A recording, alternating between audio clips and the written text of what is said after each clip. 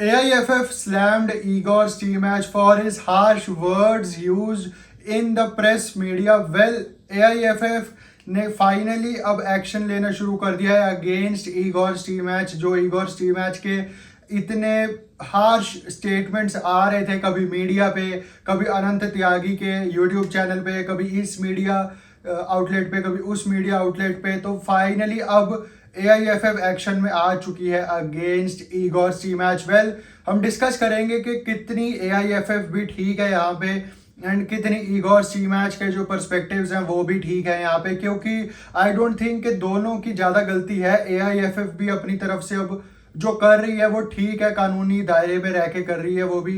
And Igor स्टीमैच ने जो statements दिए हैं कहीं ना कहीं वो गलत तो है, बट उसमें भी काफ़ी सच्चाई है, उसको डिस्कस करेंगे। Hey guys, welcome back to my channel. And अगर आप चैनल पे पहली बार ही आए हो तो make sure you subscribe to this channel, क्योंकि यहाँ पे आपको इंडियन फुटबॉल पे डेली रिलेटेड वीडियोस मिलती रहती हैं।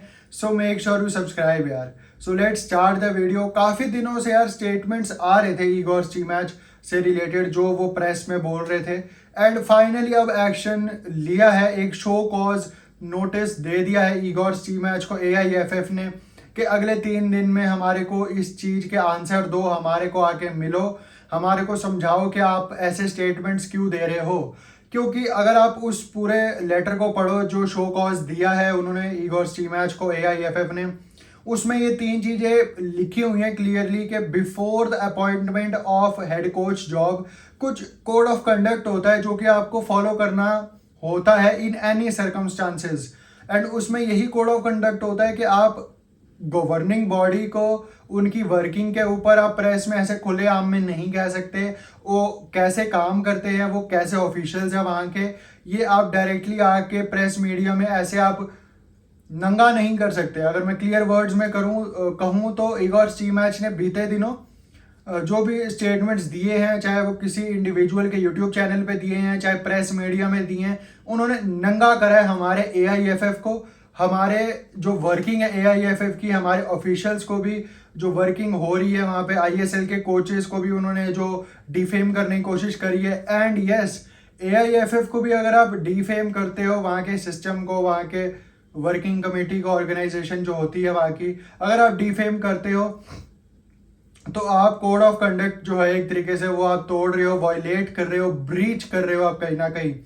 तो ईगोर स्टीमैच ने श्योरली वो चीज करी है। And AIFF just like any other team, any other organization, any other big company, big organization, वो जो स्टेप्स अब ले रही है ईगोर स्टीमैच के खिलाफ, और कोई कंपनी होती और कोई नेशन होता ये तो वो भी अपने हेड कोच के खिलाफ यही शो कॉज का नोटिस देता।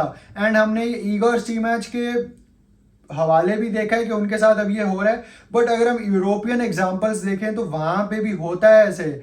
जोसे मरीनियो के अगेंस्ट भी स्टेप्स लिए गए थे टॉटनहम हॉटस्पर में, जब उन्होंने ऐसे ओपन में आके स्टेटमेंट्स दी थी अगेंस्ट टॉटनहम हॉटस्पर। एंड क्यों सिर्फ हम फुटबॉल का एग्जांपल लें, क्रिकेट में भी आप ऐसे नहीं कर सकते। इनफैक्ट किसी भी नॉर्मल, अगर आप एक ऑर्गेनाइजेशन के अंडर काम कर रहे हो, एक गवर्निंग बॉडी के अगर आप ऑफिशियल हो, हेड कोच हो किसी टीम के अगर आप, तो आप ऐसे स्टेटमेंट्स आके नहीं दे सकते, चाहे वो ऑर्गेनाइजेशन कितनी भी मलिशियस हो, कितनी भी उनकी ऑर्गेनाइजेशन कमेटी बेकार हो, अच्छे से काम ना करती हो। उसमें ये भी लिखा हुआ चिट्ठी में कि आप ऐसे मैटर्स इंटरनली आके हमारे से डिस्कस कर सकते थे।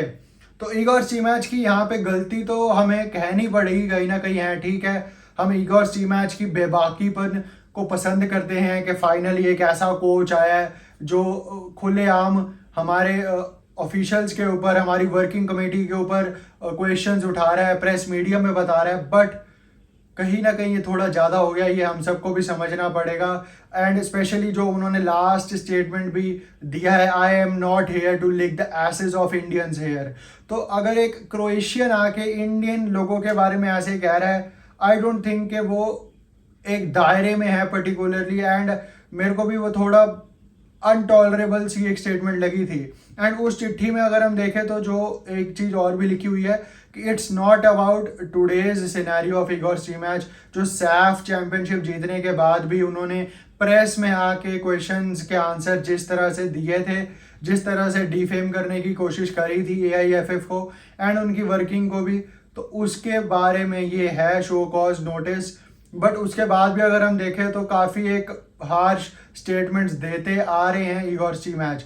बट अगर अब हम यहाँ पे इगोर स्टीमैच की पर्सपेक्टिव जानने की कोशिश करें तो उन्होंने जो वर्ड्स यूज़ करे हैं मे बी वो इसीलिए करे हैं क्योंकि जो कैंप उनको मिलना चाहिए था वो नहीं मिला है, जो प्लेयर्स उनको मिलने चाहिए थे वो नहीं मिले हैं, जो उनकी बातचीत होनी चाहिए थी, AIFF को खुद आगे आना चाहिए था, ऑर्गेनाइजेशन इतनी अच्छी होनी चाहिए थी AIFF की।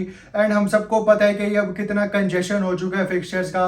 विदाउट कैंप हमारी अंडर-23 की टीम जा रही है, विदाउट एनी कैंप हमारी 2 दिन के कैंप के बाद हमारी किंग्स कप के लिए टीम जा रही है। तो इससे काफ़ी ज़्यादा परेशान है इगोर स्टीमैच एंड उनका ये हार्श स्टेटमेंट्स कहीं ना कहीं ट्रू भी हैं, कहीं ना कहीं बनते भी हैं।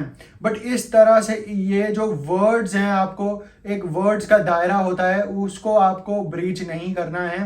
एंड कहीं ना कहीं ये इगोर स्टीमैच को समझनी पड़ेगी ये बात अगर वो इंडियन कोच ज़्यादा देर तक रहना चाहते हैं तो, क्योंकि इट्स नॉट अ रूल कि आप ऐसे डिफेम करो किसी कंट्री को, वहाँ के लोगों को, वहाँ की वर्किंग को। वी नो, हम इंडियंस को पता है कि हमारे AIFF में काफ़ी सारी कमियां हैं, हमारी AIFF ने काफ़ी ध्यान नहीं दिया, करप्शन है काफ़ी AIFF में, पहले भी था अब भी है थोड़ा बहुत।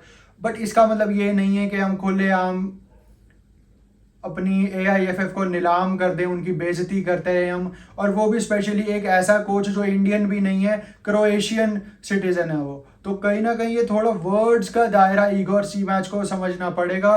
ठीक है, उनको कैंप नहीं मिला, उनको प्लेयर्स नहीं मिले हैं, सर्कमस्टांसेस ऐसे हैं इगोर स्टीमैच के हाथ में भी कि अगर उन्होंने रिजल्ट्स प्रोड्यूस नहीं करे तो उनकी जॉब के ऊपर बात आती, वो हम सब समझते हैं। बट जो आप वर्ड्स चूज कर रहे हो in the press in the YouTube channel which you are going to, वो थोड़े आपको देख के चूज करने पड़ेंगे, वरना AIFF के पास या और भी कोई अगर ऑर्गेनाइजेशन होती तो वो यही करती जो AIFF कर रही है।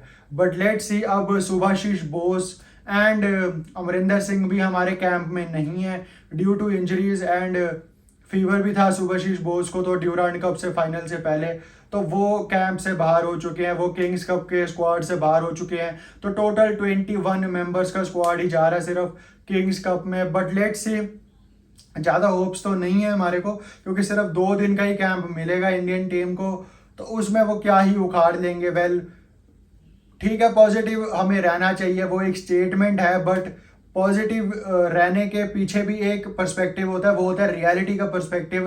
एंड अगर हम रियलिटी देखें तो अंडर-23 टीम एंड सीनियर मेंस की टीम से मेरे को तो एज सच कोई उम्मीद नहीं है। वेल काफ़ी लोग कहेंगे कि कितना नेगेटिव सोच रहा है, कितना नेगेटिव यूट्यूबर है, इसको अनसब्सक्राइब करो। But I am here to say the truth and truth यही है कि मेरे को कोई एक्सपेक्टेशंस नहीं है।